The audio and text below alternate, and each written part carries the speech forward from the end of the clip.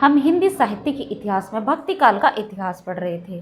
भक्ति काल के इतिहास में हम निर्गुण संत काव्य धारा पढ़ रहे थे। ठीक है, उसी के अंतर्गत आज हम कबीरदास जी का जीवन परिचय पढ़ेंगे, जो कि संत काव्य धारा में निर्गुण भक्ति काव्य धारा के महत्वपूर्ण कवि माने जाते हैं। ठीक है, जिनका महत्वपूर्ण स्थान है।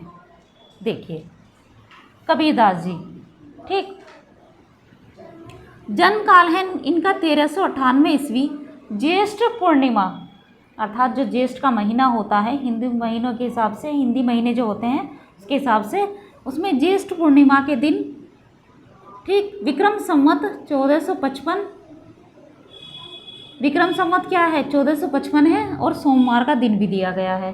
ठीक, दिन भी दे रखा है इनका कि कौन से दिन इनका जन्म हुआ था। ठीक, ईस्वी क्या है 1398 ईस्वी। अगर विक्रम संवत की बात की जाए तो 1455 विक्रम संवत होगा, और दिन कौन सा होगा, सोमवार का। ठीक है, अगर ईस्वी में बात की जाए तो ज्येष्ठ पूर्णिमा 1398 ईस्वी ज्येष्ठ पूर्णिमा इनका जन्म काल माना जाता है। ठीक, देखिए विशेष क्या है इनके लिए, इस जन्म काल के संबंध में निम्न पद प्रमाण है, मतलब जो इनका जन्म काल माना गया है उसके संबंध में ये पद प्रमाण है, इस पद के आधार पर इनका जन्म माना गया है। ठीक, कि 1455 साल गए, चंद्रवार इक ठाठ ठए, चंद्रवार इक ठाठ ठए, जेठ सुदी बरसायत को पूर्णमासी तिथि प्रकट भयो। तो इस आधार पर इनका जन्म काल निर्धारित किया गया है। ठीक है, देखिए जन्म स्थान कहाँ है, काशी बनारस। ठीक है, काशी बनारस ये इनका जन्म स्थान है। अगर परीक्षा में काशी आ जाए, ठीक है, तो क्या होगा, तब भी सही होगा, एक उत्तर आपका काशी ये वाला सही होगा। अगर दोनों आ जाए तो उपयुक्त तो दोनों भी हो सकता है, इस तरह से प्रश्न में दिया जा सकता है। वैसे तो अगर दोनों दे देंगे तो अपवाद में भी आ जाता है कि काशी या बनारस दे दिया जाए, तो अपवाद की स्थिति में इस तरह के प्रश्न आ जाते हैं। इसलिए क्या दिया जा सकता है, केवल या तो काशी या बनारस ऑप्शन में आपको मिल जाएगा। जन्म स्थान, ऐसा माना जाता है कि इनका जन्म एक विधवा ब्राह्मणी के गर्भ से हुआ था। ठीक है, लोक लज्जा के कारण इनको जन्म देकर वह उनको कहाँ छोड़ाई थी, काशी के लहतारा नामक तालाब के किनारे पर छोड़ आई थी। ठीक है, विधवा ब्राह्मणी थी, ऐसा माना जाता है कि विधवा ब्राह्मणी थी, तो उसके गर्भ से इनका जन्म हुआ था। लेकिन वह लोक लज्जा के कारण काशी में लहतारा एक तालाब था उसके किनारे पर छोड़ आई थी। ठीक है, बाद में एक जुलाहा दंपति नीरू व नीमा के द्वारा इनका पालन पोषण किया जाता है। अगर माता पिता के इनके पूछा जाए तो नीरू और नीमा का नाम ही आएगा। ठीक, देखिए ये जो भी तथ्य हैं ये सब विद्वानों द्वारा, साहित्यकारों द्वारा ही माने गए हैं, उन्हीं के द्वारा लिखे गए हैं। ठीक, और उन्हीं के द्वारा इनका जन्म काल है आदि सब निर्धारित किया गया है। ठीक, चलिए मृत्यु काल 1518 ईस्वी विक्रम संवत 1575। अगर ईस्वी की बात करें मृत्यु काल की तो 1518 ईस्वी होगा, अगर विक्रम संवत में बात करें तो 1575 विक्रम संवत होगा। ठीक, मृत्यु स्थान है मगहर। तो कबीरदास जी से ऐसा होता ही नहीं है कि प्रश्न न बने, ऐसा कभी हो जाता है किसी परीक्षा में कि नहीं आते, लेकिन आप DSSB का अगर परीक्षा प्रश्न पत्र देखेंगे, अभी PGT का जो प्रश्न पत्र आया था उसमें कबीरदास जी से 2-3 प्रश्न बने हुए हैं। ठीक है, भाषा बहुत परिष्कृत और परिमार्जित न होने पर भी कबीर की उक्तियों में कहीं कहीं विलक्षण प्रभाव, ठीक है, और चमत्कार है। प्रतिभा उनमें बड़ी प्रखर थी। यहाँ से जो पंक्ति आई है ये परीक्षा में आई हुई है, क्योंकि आप सभी परिचित हैं कि किस तरह की पंक्तियाँ पूछी जाती हैं परीक्षाओं में। ठीक है, तो इस तरह से, तो ये रामचंद्र शुक्ल जी का कथन है। रामचंद्र शुक्ल जी ने कबीरदास जी के विषय में कहा है। रामचंद्र शुक्ल जी ने क्या है, इन्होंने कबीरदास जी को सबसे बाद में रखा है, लेकिन फिर भी उन्होंने कबीरदास जी के विषय में ये क्या है, वर्णन किया है कि भाषा बहुत परिष्कृत और परिमार्जित न होने पर भी कबीर की उक्तियों में कहीं कहीं विलक्षण प्रभाव और चमत्कार है, और प्रतिभा भी उनमें बड़ी प्रखर थी। ठीक, देखिए विशेष क्या है कबीरदास जी के विषय में, इनके मृत्यु काल व मृत्यु स्थान के संबंध में निम्न पद प्रमाण है। मतलब इन पदों के आधार पर ही साहित्यकारों ने इनके जन्म स्थान, जन्म काल और मृत्यु के बारे में वर्णन किया है। ठीक, देखिए ये मृत्यु के विषय में है कि संवत 1555, संवत 1555 मतलब 1575 कि वो मगहर को मौन, मगहर जो स्थान है उसको मौन कर गए। ठीक, माघ सुदी एकादशी, माघ का महीना है तो कौन सी एकादशी है। ठीक, रलियो पौन से पो मतलब क्या है कि वे हवा में विलीन हो गए हैं। कौन? कबीरदास जी। तो ये इनके जन्म मृत्यु काल में मृत्यु स्थान के विषय में दिया है कि कहाँ पर इनकी मृत्यु हुई थी। गुरु का नाम, कबीरदास जी के गुरु का नाम क्या है? स्वामी रामानंद। ठीक है, स्वामी रामानंद। मुसलमान अनुयायियों ने शेख तकी को इनका गुरु माना है, मतलब जो मुस्लिम अनुयायी थे उन्होंने कहा है कि शेख तकी कबीरदास जी के गुरु थे। ठीक, लेकिन परीक्षा में अगर पूछा जाता है ज़्यादातर यही पूछा जाता है कि कबीरदास जी के गुरु का नाम क्या है? रामानंद है। ठीक है, स्वामी रामानंद। पिता का नाम है कबीरदास जी के नीरू, माता का नाम नीमा, पत्नी का नाम लोई, पुत्र का नाम कमाल, पुत्री का नाम कमाली। कमाली एक विदुषी कवित्री मानी जाती है। ठीक, कबीरदास जी की काव्य भाषा क्या है? सदुक्कड़ी भाषा है। ठीक है, विशेष कबीरदास जी ने अपनी रचनाओं में राजस्थानी अर्थात राजस्थान की भाषा, ठीक है, पंजाबी, खड़ी बोली आदि पंचमेल भाषाओं का क्या किया है? प्रयोग किया है, जिसे सदुक्कड़ी भाषा कहा जाता है। इसीलिए इनकी जो भाषा है उसे सदुक्कड़ी भाषा कहा जाता है। ठीक है, वैसे तो अब अगर हम आपकी बात करें तो हमारी भाषा है क्या पूर्णतः हिंदी हम बोलते हैं? बिल्कुल भी नहीं बोलते। बहुत सारी भाषाओं का मिश्रण है हमारे जो बोलने की भाषा है उसमें। ठीक है, वर्तमान में। ठीक, कबीरदास जी की भाषा को सदुक्कड़ी नाम सर्वप्रथम आचार्य रामचंद्र शुक्ल ने दिया। मतलब कबीरदास जी की भाषा को सदुक्कड़ी किसने कहा? आचार्य रामचंद्र शुक्ल जी ने कहा। ठीक है, ये नाम आचार्य रामचंद्र शुक्ल जी ने दिया। डॉक्टर श्याम सुंदर दास ने कबीर की भाषा को पंचमेल खिचड़ी कहा है। जो डॉक्टर श्याम सुंदर दास जी हैं उन्होंने कबीरदास जी की भाषा को पंचमेल खिचड़ी कहा है।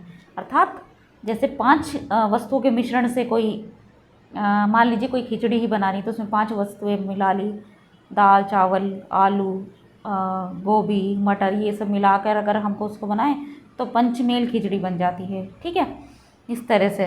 तो इस तरह से क्या है कि पंचमेल खिचड़ी क्यों हो गई कबीरदास जी की भाषा?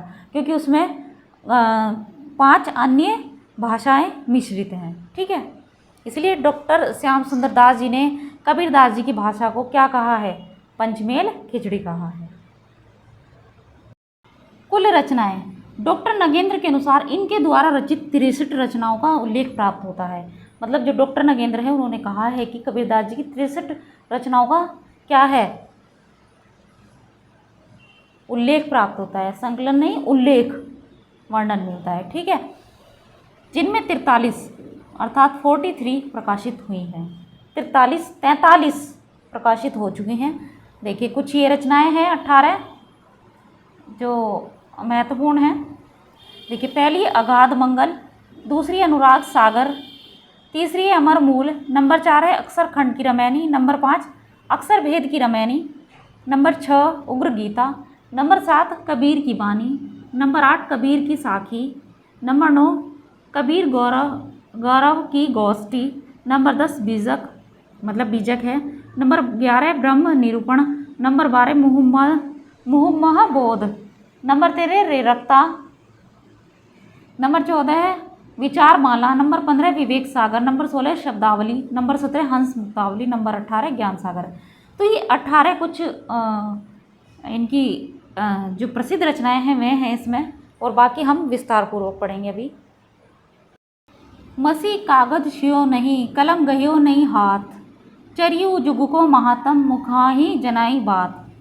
देखिए ये पंक्ति कबीरदास जी ने स्वयं लिखी है। उन्होंने कहा है कि मुझे अक्षर ज्ञान नहीं है, मतलब मैं पढ़ना नहीं जानता हूँ। ठीक, और कि मैंने कागज़ ना तो कलम छुई है ना ही कागज़ छुआ है।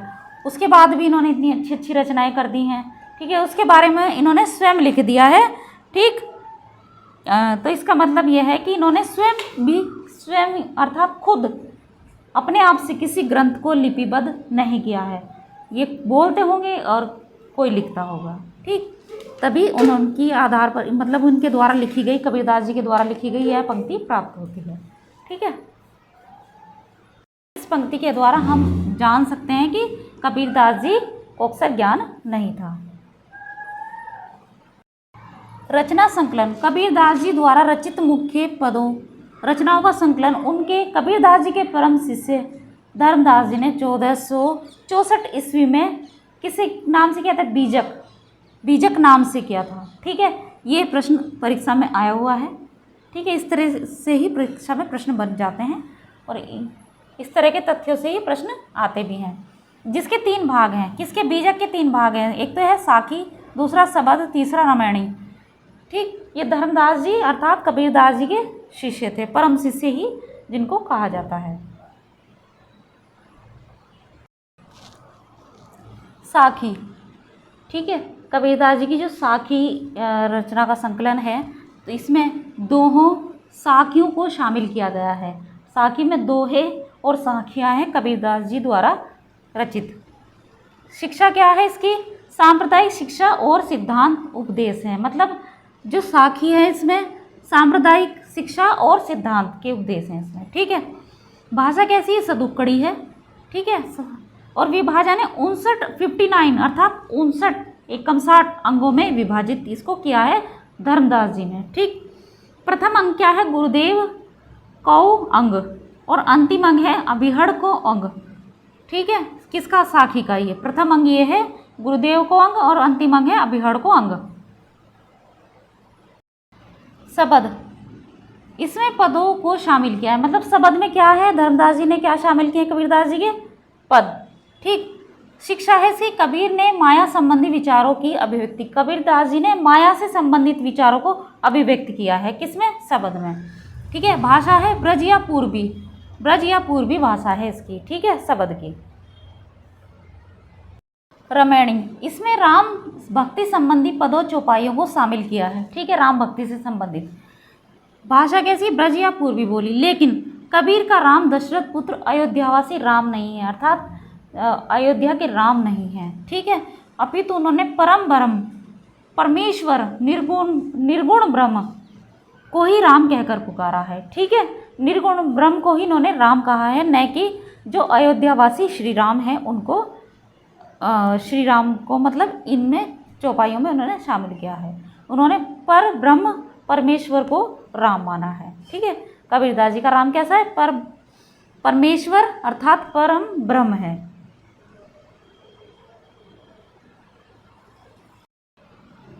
रामायणी की शिक्षा, रामायणी कबीर के ईश्वर संबंधी विचारों, शरीर संबंधी विचार, आत्मा का उद्धार संबंधी विचारों का संकलन है। ठीक है, जो रामायणी की शिक्षा है वह कबीर के ईश्वर संबंधी विचार, शरीर संबंधी विचार, ठीक है, आत्मा का उद्धार संबंधी विचारों का संकलन है रामायणी।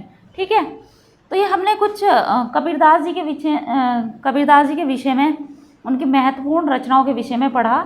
इसके बाद हमारा कबीरदास जी से संबंधित कुछ महत्वपूर्ण तथ्य रह गए हैं, उनको भी हम विस्तारपूर्वक पढ़ेंगे। क्योंकि अब परीक्षाओं में ऐसा तो नहीं है कि केवल DSSS जो दिल्ली की जो परीक्षाएं होती हैं उनमें तो मान लीजिए कि थोड़ा सा ऐसे पूछ लिया जाता है कि कबीरदास जी की रचनाएं कौन से, इस तरह से भी पूछ लेते हैं। ठीक, लेकिन जो UP TGT या UP PGT के अंतर्गत परीक्षाएं होती हैं उनमें महत्वपूर्ण तथ्य ज़्यादा पूछे जाते हैं, तो उन्हीं से संबंधित और रचनाओं से संबंधित हम महत्वपूर्ण तथ्य पढ़ेंगे कबीरदास जी के विषय में।